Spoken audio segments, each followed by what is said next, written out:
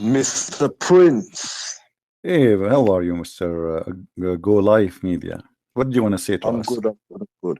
I was just watching your the verses you were quoting out of Surah Baqarah regarding the Jews and the Sabbath, and you said they were stupid verses. In what way were they stupid? Because your God saying, claiming that Allah, He made the Jews pigs for breaking the Sabbath, correct? Yes. Okay, why? Why? Because they went against the law of Allah. What is the law of Allah? The law of Allah at the time was the Sabbath. At that time, Because it was the Sabbath, so Allah, He changed His mind later. He don't want the law of the Sabbath no more.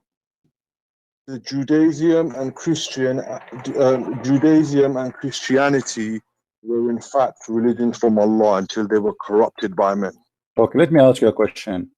How those people who Allah made them pigs and monkeys, what happened to them? How they broke the Sabbath?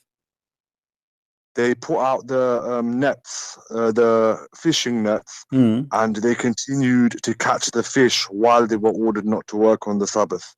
Okay, but is it true that Allah, He stopped the fish from coming all the week, but He made the fish come in Saturday only? Well, it's like you're messing around with destiny and religion. At the end of the day, God gives us free will. This is not the question. I want the answer. I want the answer.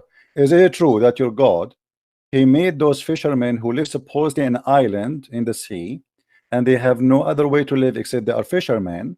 So He made them not to see the fish, but in Sabbath only the fish jump in the top of the water, come to the shore, and doubly dancing, say, I am a fish, but you cannot fish me. Today is Sabbath. Is that true? That's not funny.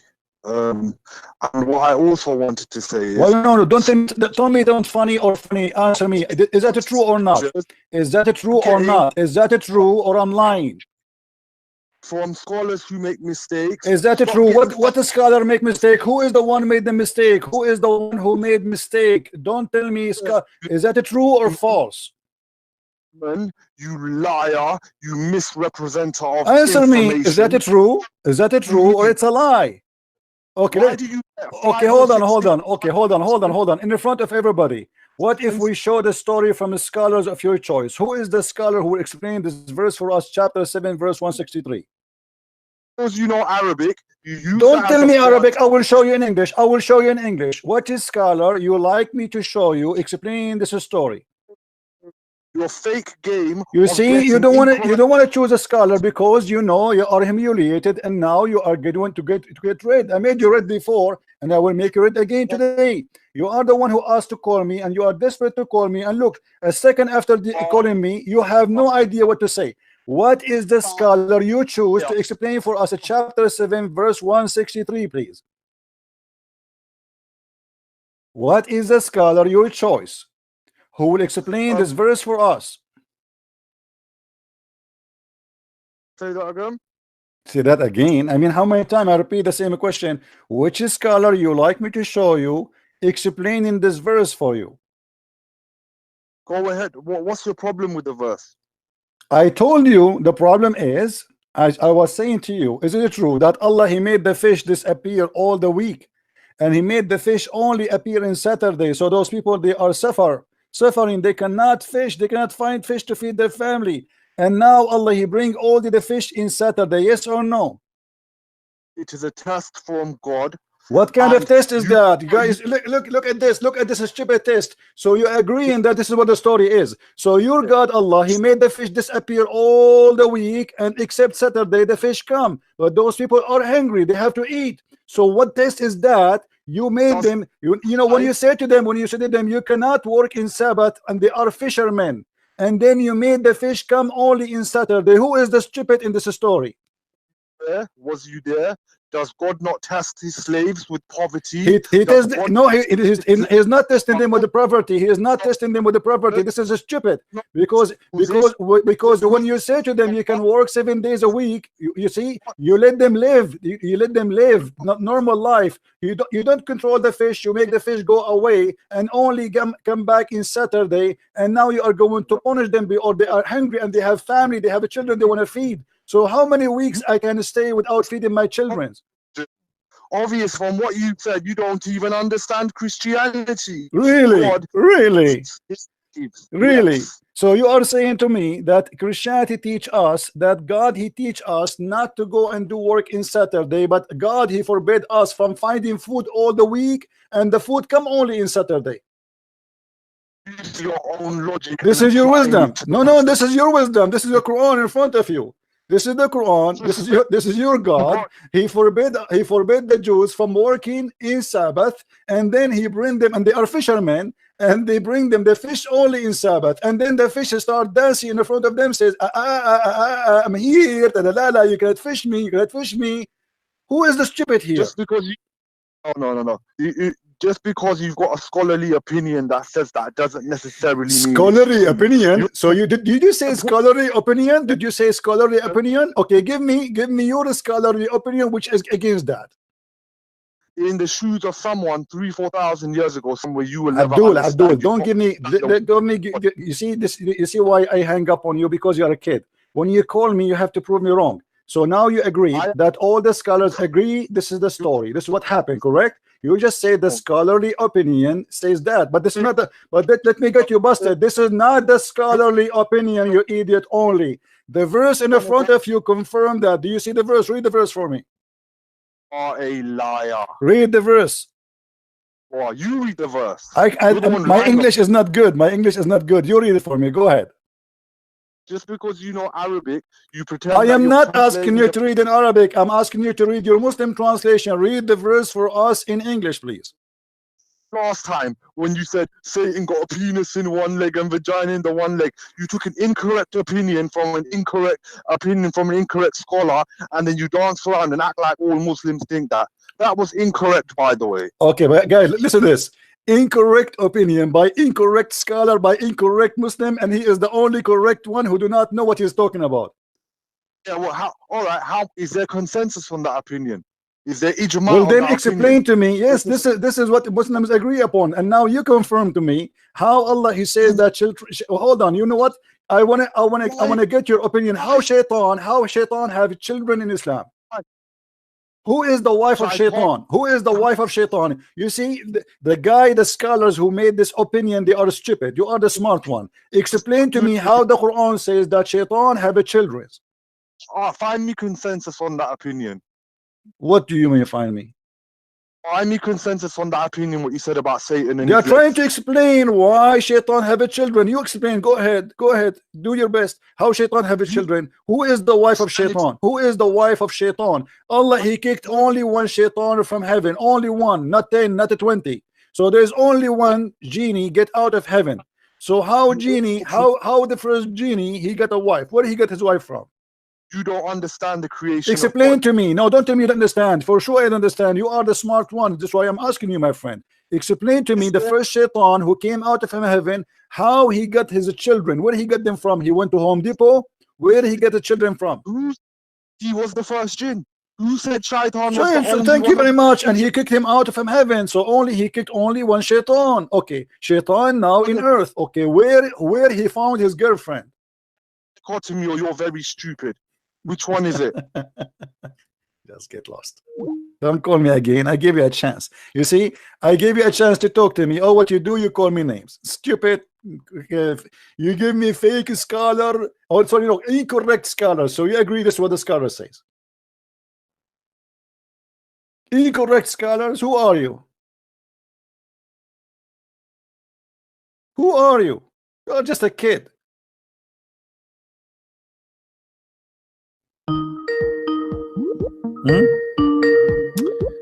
We have a Muslim is calling. Hello. Assalamu alaikum, CP. Wa alaikum assalam.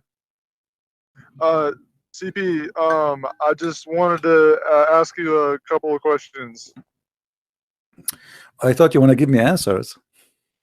No, I actually don't want to give you an answer. Okay, my friend, go ahead. So I would say, based on what I've seen from your videos, you have proven that Islam is false. I'm not gonna deny that. You've proven that Islam is false. Yes. I guess my question was. So do you agree with me? Do you agree Islam is false? Yes. No, okay. No. I'm not disputing with that with you. You are correct. Islam is false. Okay. No doubt about it. All right. can you prove that? What proof can you give me that Christianity is the truth, though? That's what because I'm seeking knowledge, right? I'm seeking the truth. How can you prove that? So Christianity you are is an the truth? ex-Muslim now. Yeah, I've been an ex-Muslim. All right. What I actually, yeah. Hello. what made you leave Islam, my friend? You. It's my fault. No, it's your fault because you showed me the hadith about Muhammad said the penis will never go flat. Your penis will never go limp. You said you showed me where he said all the women can have the prophet if he wants them. I went and I talked to an imam about this, and they gave me this bullshit answer about how Allah really cares about the prophet's life. And I don't believe that. So you're correct. You've proven it. Yes, All I'm right, not my arguing friend. with. All right. Yeah. Don't argue. Well, I'm happy for you that you left Islam, and I'm happy that my teaching helped you to make decision. Same time, you see, what is the proof of Christianity is to be the true belief. You see, the proof is a Christ himself. Is not a Christian Prince. Christian Prince is a sinner man like you. He is not perfect, and he will never be able to give you the perfect answer you are looking for. The only one who can give you the perfect answer is God himself. Look what Jesus said. I will give you the answer from my Lord, not from me. I'm not the one who's talking. The Messiah, he said, from their fruits you shall know them. Small, tiny sentence, 3 words, 4 words. From their fruits you shall know them. What does that mean exactly? People, they can give you speeches about their religion, about their belief, about how amazing their God, but we have our Lord who is giving us a very clear scale. People, they talk is cheap. People, they say things. People, they claim things, but the only way to prove who they are is their fruits. So in order to understand if Christianity is the true belief or not, let us see the fruit of Jesus, not the fruit of the Christians. Because as I said, me myself, I might be a thief, a killer, a drug dealer, an adulteress, whatever, you name it. I might be. I cannot present Christ to you. Christ himself is the only one who can present himself. So from their fruits you shall know them. I want you to take this sentence and study it, and study Christ with it. See his fruits. See what he did. See what he said, and if it's matched. As an example, I'm sure you heard the Christians saying to you that Jesus says, love your enemy, correct? Yes, that's in the Gospel of Matthew. All right. Which is, this is like, to be honest with you, it's hard to believe. I mean, what do you mean love your enemy? This is really hard to do. Almost impossible. So when Jesus said to me, love your enemy, did Jesus practice that? Yes. All right. Jesus, when he was on the cross, what he did? He said they don't know what they're doing. Forgive them. Forgive them, Father. They don't know what they are doing. So, and Jesus taught us what it's meant to be a liar. The liar is the one who says something and he do something else. The liar is someone who claims something but he do the opposite. Jesus, everything he said, it was consistent with what he said.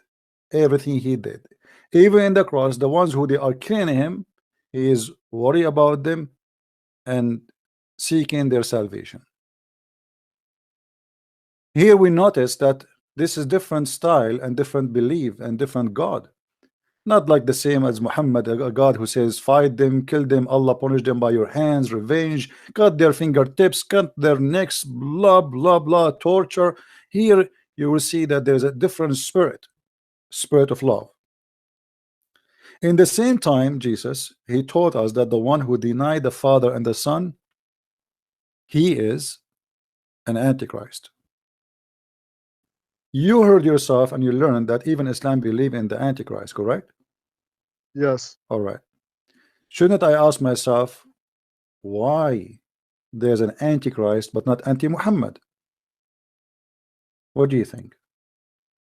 I think that because we've already established that Islam is false, I don't want to use the Quran as a book to prove anything. No, Because no, it's a no, stupid no, book. no. Let us say Islam. Yes, Islam is false religion.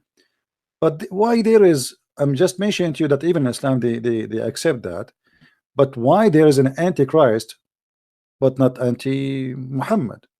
What is this idea of somebody? He is the devil. He is an antichrist. That's mean anti-good. Yeah. When you say antichrist, you are talking about what is good in this earth and in heaven. Why Satan he choose to be antichrist, not anti-Christian, Prince, not anti-you, not anti-Trump, or there's big kings, big names, you know, they control the earth. Why he is antichrist? Simply, he is anti the good God. So in order for me to understand Christ, I have to understand what he did and what he taught. And if what he did match with what he taught, then we have a perfect person to follow. Some people, they say, it's hard for me to believe that Jesus is God. I say to those people, it's hard for me to believe that Jesus is just a man. Because you remember only from Jesus what you want. You remember that he is just a man by the look, but you forgot that he is a one who can raise people from death. You forgot that he's a person who can heal the blind. He can make things nobody can do. CP, can I offer you something else? Sure. So I've read the New Testament, and so I guess one concern that I have is that because you have 4 gospel writers, and they have different details sometimes of the same events. Like, for example, when what's a good one? Oh, so like in the Great Commission in Matthew 28 verse 19, when Jesus says, "Go therefore into the world, make disciples of all nations, baptizing them in the name of the Father, the Son, and the Holy Spirit." Yes, he says that in Matthew, but then if you look at the same statement in one of the other Gospels, it'll say, "Go therefore into the world," and it doesn't say like because if you believe the 28:19 in Matthew, you have to say that the Trinity is in the Bible, and that's proof. But the thing is, if you look at the one that's in Luke or in Mark, then the statement doesn't say that. So how do we know which one is the one that Jesus said? Maybe Jesus did do all those things. Maybe he did raise the dead. But if the people that were writing it down don't even have a consistent, they have generally the same message. But in terms of the statement, when he says Father, the Son, the Holy Spirit, then you can't deny the Trinity and you can't deny what Jesus did. But if the statements are different, then you have to ask the question, right? You see, those are not different statements, my friend. This is why we have 4 writers, not one. Otherwise, if each of them is going to say exactly word by word what the other one he said, then we do not need the second writer and the third writer and the fourth writer. Everyone he speak of his let us say how God he inspire him to explain things. It's not word by word. Do you think that everything Jesus said is written there? Probably not. For sure not, because you know, like a person who live in this earth, and I am here talking to you for the last 4 hours. I can make a book in 4 hours. If you put my words into a book, they will make a book. Do you agree? I don't know how many words I spoke until now, maybe 8,000. You know what I mean? So it you know what the Bibles are presenting to us, what is important. So every writer is witnessing to the Messiah, and all of them, they give you a complete images. It's like, you know, you have a building, and the building have 4 sides, and each one of them he give you a point of a view. So to have a perfect view of the whole house, you have to get 4 view, not only the front. You know what I'm saying? So each one of them saying. Yeah, each one of them he give you as an example. First of all, you notice in Christianity they avoid repeating, not like in Islam. In Islam and the Quran, the same verse repeated many times all over. So they avoid reporting and repeating. Like when they say, as an example, the other day someone he called me, he says, okay, there is a prophecy about Jesus is you know, and the 30 silvers, etc. But this is cannot be found here. Where we can find it? You notice that they did not mention the book of Zechariah, even though they are mentioned in different book, because there they mention the person who the story about him in the book of Zechariah. So always they avoid repeating the same story with the details. If the other book give us the whole details, why I want to repeat the whole thing? You notice when Jesus he speak to the Jews, he don't quote for them the Torah, he quote for them a line, and he debate them about it. As an example, when Jesus he said to the Jews, what do you say of a Christ? They said he is the son of David. Now he did not go and quote the whole chapter speaking about that. He said to them, well, if he is the son of David, then why didn't David call him my God or my Lord or Jehovah? And the Lord, he said to my Lord. So you see here Jesus is quoting for them, but he did not quote the whole chapter and repeating the whole thing. He just asked a question, and from that question he got the answer, because we are speaking to people who knows already the scriptures very well. So the details, there's no need to repeat it. This is why sometimes people they say, okay, here it says that he will be called Emmanuel. Where this name is coming from? For those who they are very well versed, they will not be wondering where is the name, because they knew. But those who never heard, they never have the idea, then they will start doing research and study to find where this name is coming from. So for you as a person who is not very well versed, you wonder why here it says not the whole story as it mentioned in that story, because there's no need to repeat the same story twice. Same time, it's not in contradiction.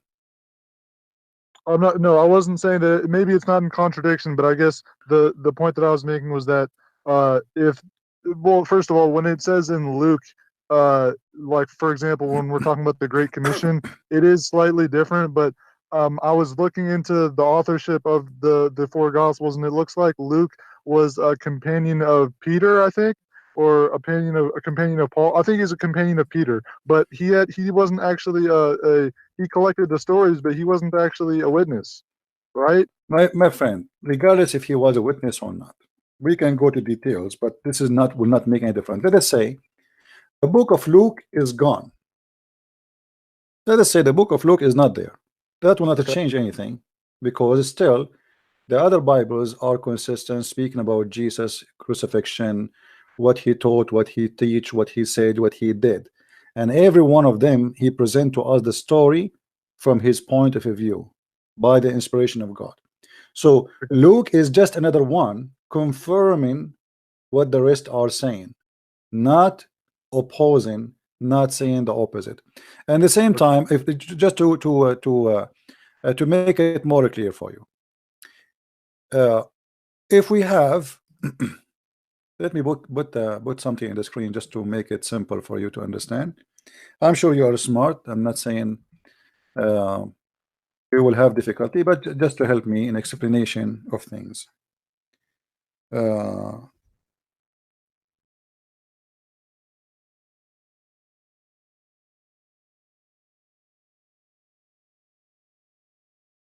right.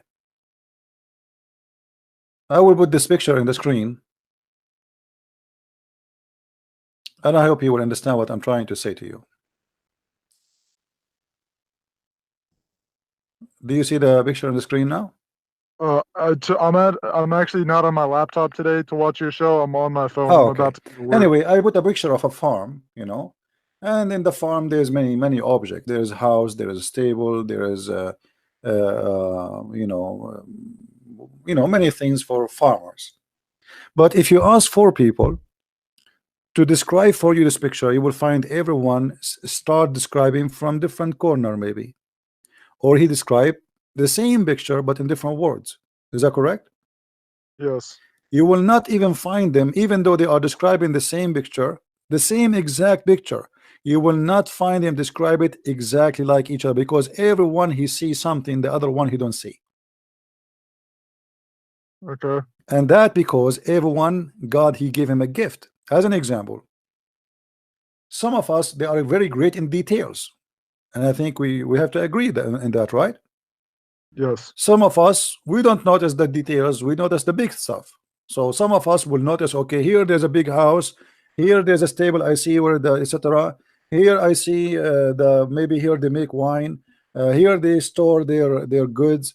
But there is someone, he might notice that here there is little tiny thing which is to water the horses, to give water to the horses, and the rest they did not notice it. So from the God wisdom is that we have more than one writer, so we will not miss Okay. what God is trying to say to us. Because remember, God is speaking to us in our language.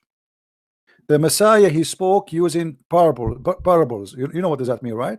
So yes, he tell a story. Why he is telling a story? Because we as a human, we are not really the genius we claim to be.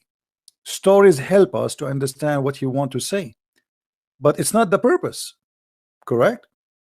Yes. The story is not the target. The target is to explain to you.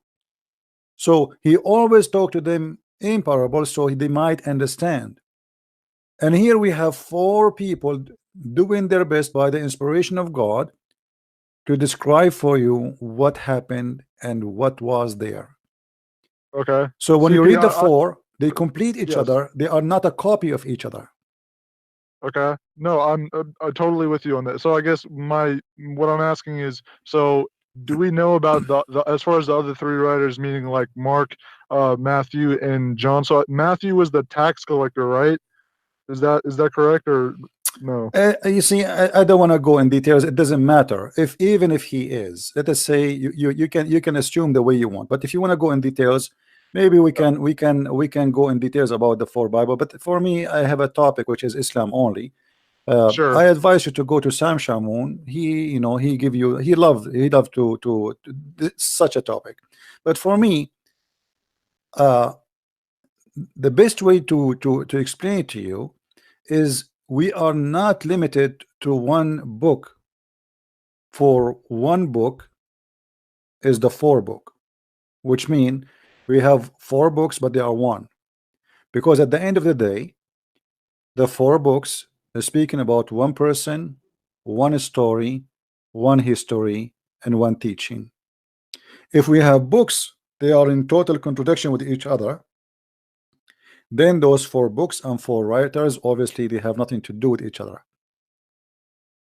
If I write a book now explaining the Bible, my explanation will be based on what those 4 writers they give me, not based on me. Correct? Yes. Okay. So now we have 4 writers who they present to us the best of a Christianity and the best of the teaching of Jesus and the best what Jesus said and what his message is about. And then by having them all, we have a perfect image of who is a Christ is. God, he have a wisdom, and the wisdom is that we have 4 writers, not one. For everybody, he see things in different way. But you will notice that all of them, they see things, each one of them, he have different point of view, but all of them, they have the same view at the end of Jesus, who is he. So John, he don't differentiate with Luke and Mark, and like all the writers, they don't differentiate with each other about who is Jesus. All of them, they report the same story, but each one of them based in what he knew and based in what he can present. Because you notice that John, as an example, is a high skilled, deep writer.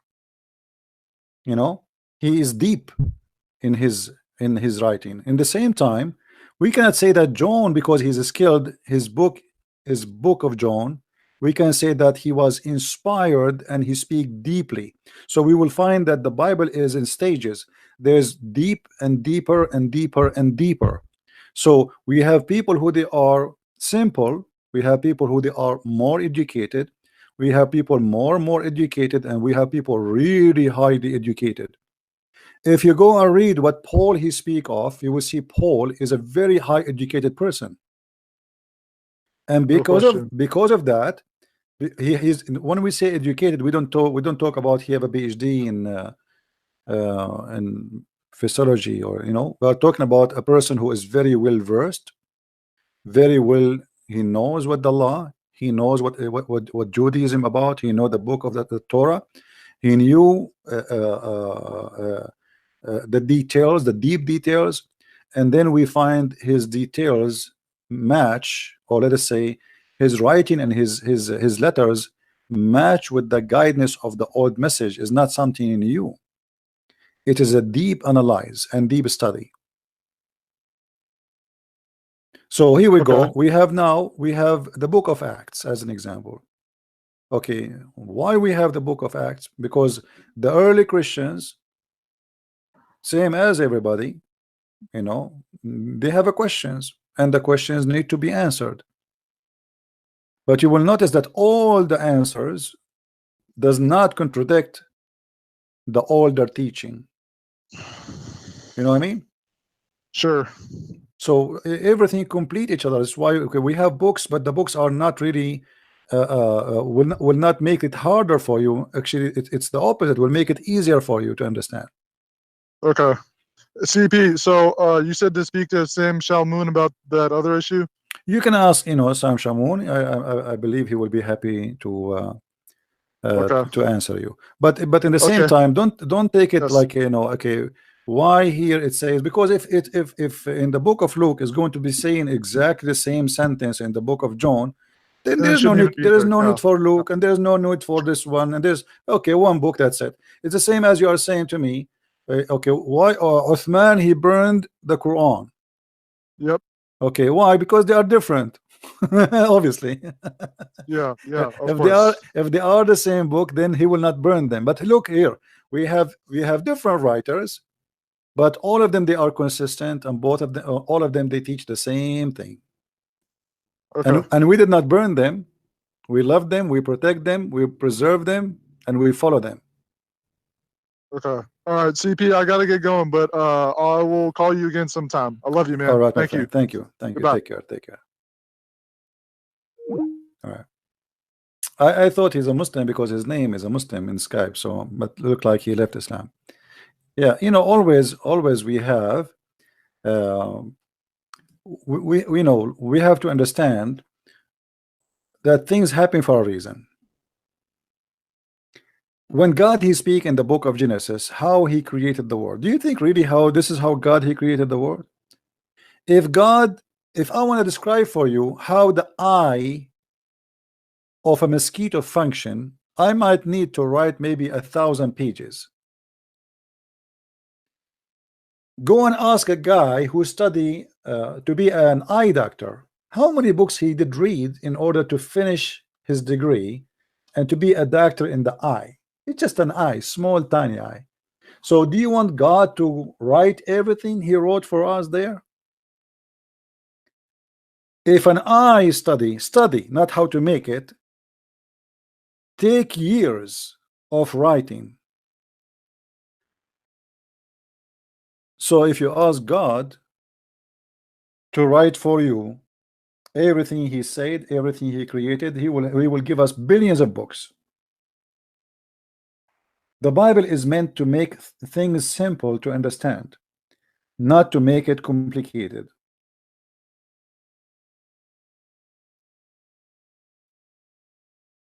All right?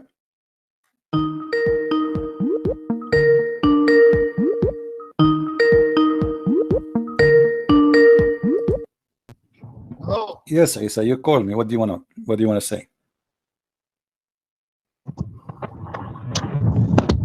Hello. I hear you. Go ahead, Isa. What do you want to say? Yeah. So you do believe that the angel did come to Muhammad and communicate to him? No, I don't believe in that. I'm reading your story. This is what Muhammad told you. Well, you said when the angel came to him, he didn't say, I couldn't read. He said, what should I read? So you said, so you do believe that he came to him? I'm explaining to you your story, my friend. It's you who do not understand your story. Your prophet told you a story. You Muslim don't understand it. I believe that Muhammad saw no one, he heard no one. He is a person who's fabricating stories, and he's a false prophet, and you know that. So who helped him in all those victories that he won in all those wars? What victories? What war have to do? Is that mean Alexander the Great? He must be God. Alexander the Great. Alexander the Great. Hold on. Are you saying to me that Alexander the Great, he was God? Where is Alexander the Great's followers right now? Where is the followers of Muhammad right now? 1 billion. 1 billion plus. Okay, hold on. Where is Alexander the Great's followers? Okay. So you are accusing your prophet to be a liar. What are you talking about? Because your prophet, he said that Muslims will be the minority in the world. Does that mean that Muhammad is a false prophet? Because based on, I want to know if you're a prophet said, okay, hold on. The Quran confirmed saying that those who follow Jesus, they will be the victorious until the judgment day. Is that correct? Yes, that's true. Okay, so the Quran confirmed that those who follow Jesus, they will be victorious. Jesus himself. Where Jesus are was they? Muslim, and his followers are Muslim. Okay, let us go with you. Still, it's going to be following Jesus, not following Muhammad. Not following Muhammad. The Quran says those who follow Jesus. So where are those who follow Jesus according to Islam? Did Jesus help him with those victories? My friend, don't change the topic. Where those who follow Jesus? This was the first question. The first question I asked you. No. I'm asking you. You said the victory proving Muhammad to be a prophet of God. First of all, your prophet did not have a victory. If you're saying Jesus is God, why would he help someone who is, according to you, a false prophet and not spreading the correct religion? No, my friend, it's not God who helped him. The Bible says that God, he will let the sun rise upon the evil and the good ones. So and Jesus, he said, time will come and people will be killing you thinking they are doing favor to God, which means you will be able to kill me, but does not make you victorious. So you kill me, but that will make you a loser, and I will be victorious. I kill you.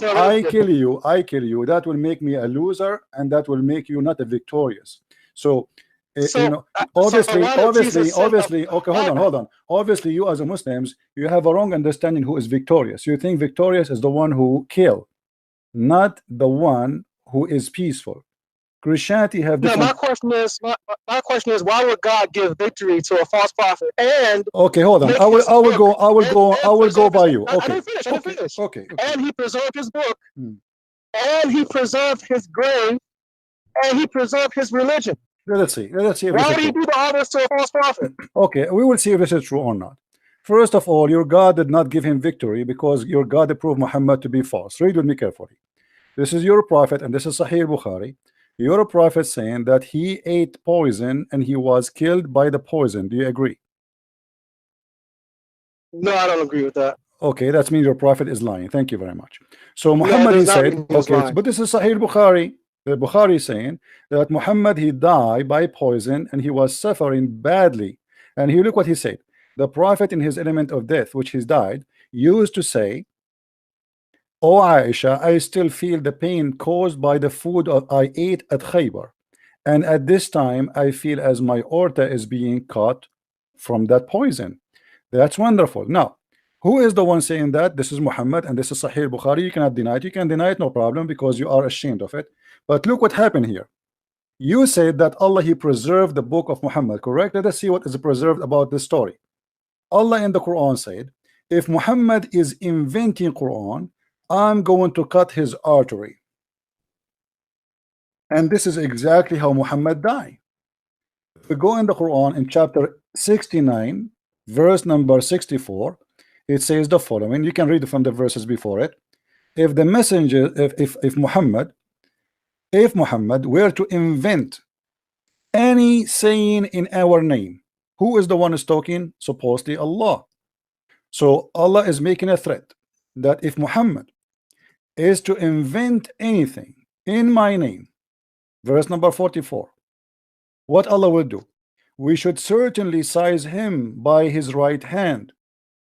Verse number 46, and we should certainly cut off his artery of his heart. And this is exactly how your prophet died. Now here we go. Your God Allah, he preserved the Quran to prove to us, and he preserved the hadith to prove to us that Muhammad is a false prophet who was inventing in his name. What do you say? So you do believe that the Quran was revealed by Allah to Muhammad, because that what you're reading is the Quran, which is revealed from Allah to Muhammad. So you're saying you believe that? Let me answer you. I believe that Muhammad, he fabricated a lie, but he never thought his lie is going to get him busted. So he fabricated a lie saying that if I am lying, okay, hold on, this is the proof. If the one who said that is Allah according to you, not according to me. According to me, Muhammad, hold on, Muhammad, he fabricated a lie. He thought he will never die this way. And he said, well, if I am inventing in the name of Allah, Allah is going to cut my artery. And then time come, and what happened exactly, what he said exactly happened to him, which means Muhammad, he got himself busted. And I believe maybe that my Lord, he made it happen this way to get Muhammad busted. So Muhammad, he fabricated a lie saying, if I am lying, Allah will cut my aorta. And Allah told me that. Here we go, let me show you. Here we go. Allah in the Quran in chapter 69 said, if I am inventing anything, he will cut my artery. And then Muhammad, he died, and he is the one who described exactly how he's dying. He said, it is cutting my artery. So what's a worse death? To die the death that Muhammad died, which you claim, I didn't know they did autopsies back then, but you claim that the artery was cut. He said, I still feel the effects as if. As if. There's a big difference. As if. It's like. Like it's cutting my artery. But anyway, whatever the point is, what's worse? To die the death of Muhammad, or peace be upon him, or to die crucified? You see, you are running away from the topic to change about which is worse. I'm gonna ask you a question. You see, no, the death of Muhammad is the death of Muhammad is worse because he died 4 years dying from poison, 4 years suffering. Everything he swallow, he vomit. So this is a very slow, painful death. And read with me carefully. Read with me carefully. It says that Muhammad in his death element, he said, and he used to say, not only once, he used to say, "Oh Aisha, I still feel the pain caused by the food I ate at Khaybar." And Muhammad, he died about 4 years after Khaybar. At this time, I feel as if my aorta is being cut off. And remember, Muhammad, when a guy, he came to him and he said to him, my brother, he have a problem in his stomach. He said to him, go and tell him to drink honey. The guy, he came second time, still he's sick. Third time, fourth time. So Muhammad, he screamed at him. He said, your prophet's stomach is lying and Allah told the truth.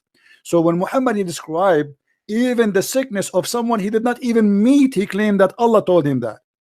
How about he himself speaking about his sickness and why he died? So you think that Muhammad was telling the truth about what was hurting the guy who he did not even see, and he claimed that Allah is the one who told him what is his problem, but Allah did not tell him the problem of himself?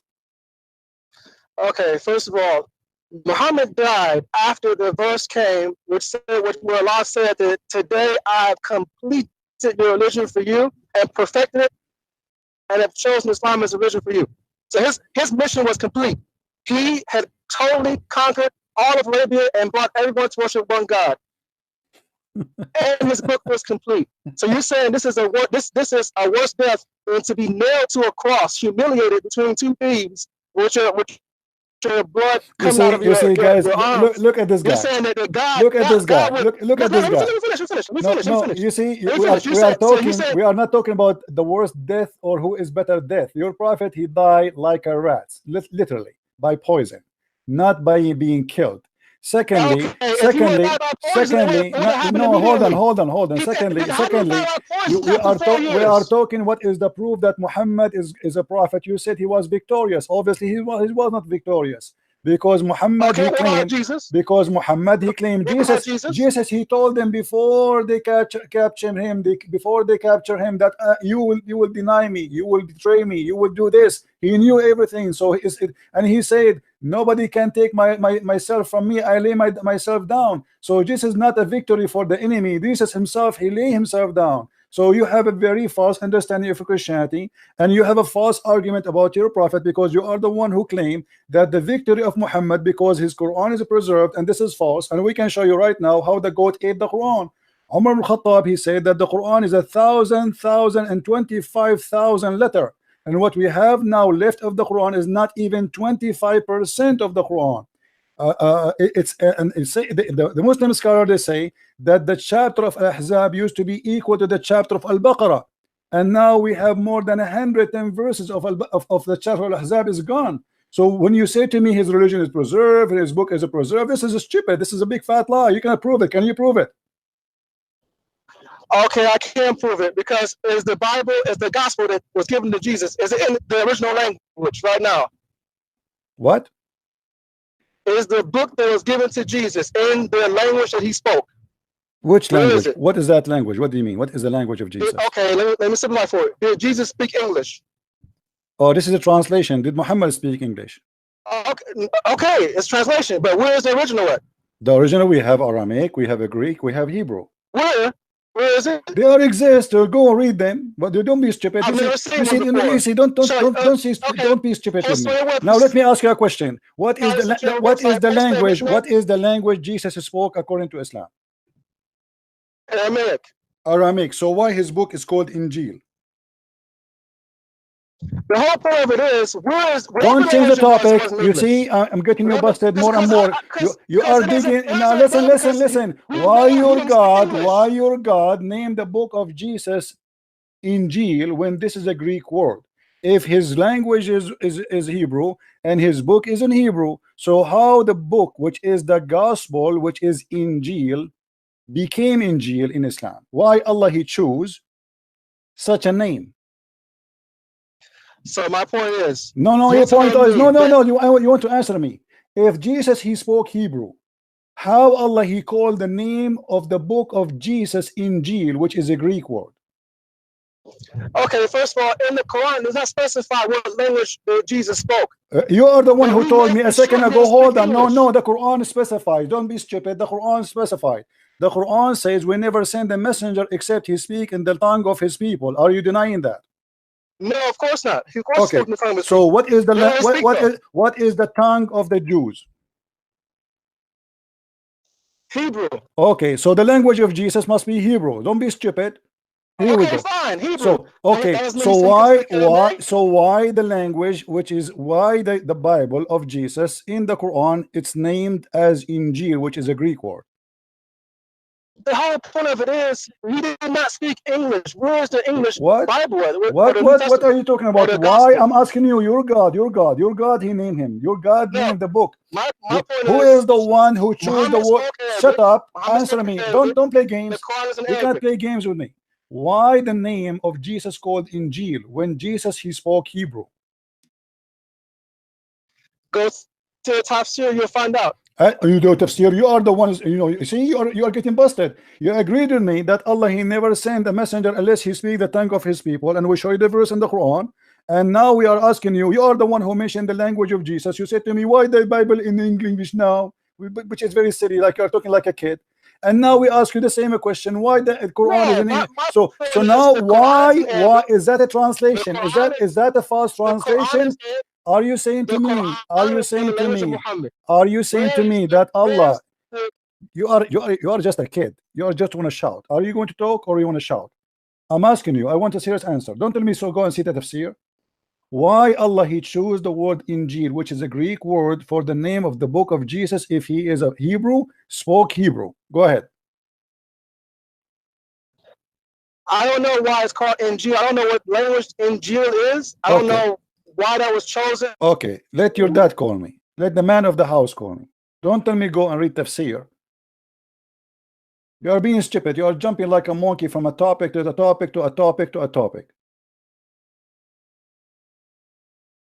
If Muhammad is proven to be a prophet because he killed and he was victorious, that means Trump is victorious. Here we go. ISIS is destroyed.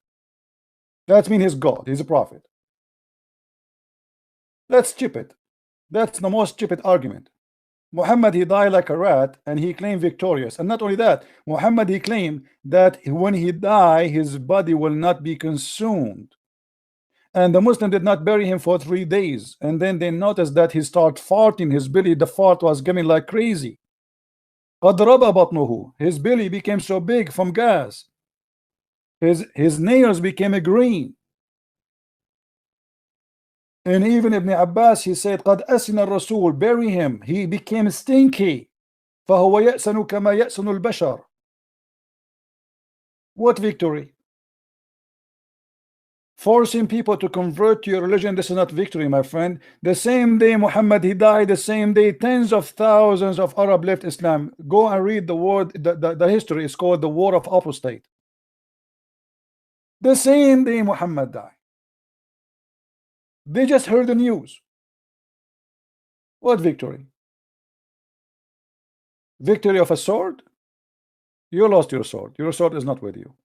Numbers mean nothing because you Muslims are many cults today. And you are killing each other. You call yourself Muslim. Like the funny about Muslims, you say to them, is the Shia Muslim? They say no. So why you count them?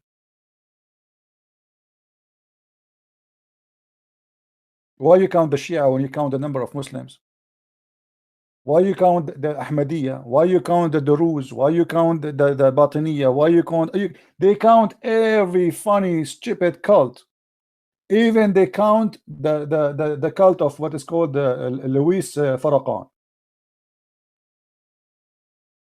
They count, but you ask them about details. Suddenly, those are not Muslims, and those are not Muslims, and those are not Muslims, and those are not Muslims, and Muslims, and Muslims. So who's Muslim?